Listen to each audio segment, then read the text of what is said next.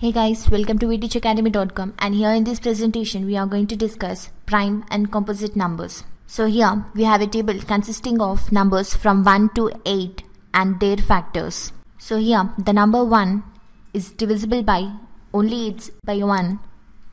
So it has only one factor. Coming to the next number, that is 2, which is divisible by 1 and itself. So it has two factors. And the next number 3 is divisible by 1 and itself, so it has only two factors. Now proceeding to the next number, that is 4, which is divisible by 1, 2 and itself, so it has three factors. The next number 5 is divisible by 1 and itself, so it has two factors.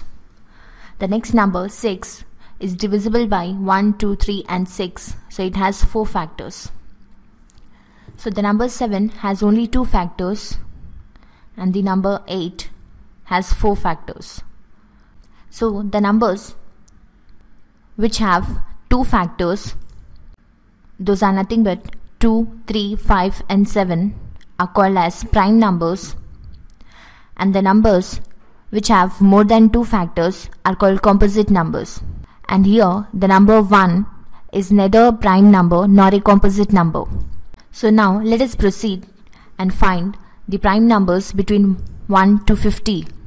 So here there is a table consisting of numbers from 1 to 50. So now we cross 1 as we know that 1 is not a prime, and then encircle 2 as it is a prime number, and then encircle the number 3, and next we cross the number 4 as it is a composite number. So in this process, all encircled, that is uncrossed numbers, are prime numbers, while all the crossed numbers except 1 are composite numbers. So thus we found the prime numbers between 1 to 50. So this was a basic introduction on prime and composite numbers. Hope you understood the concept. Do like and subscribe to vteachacademy.com.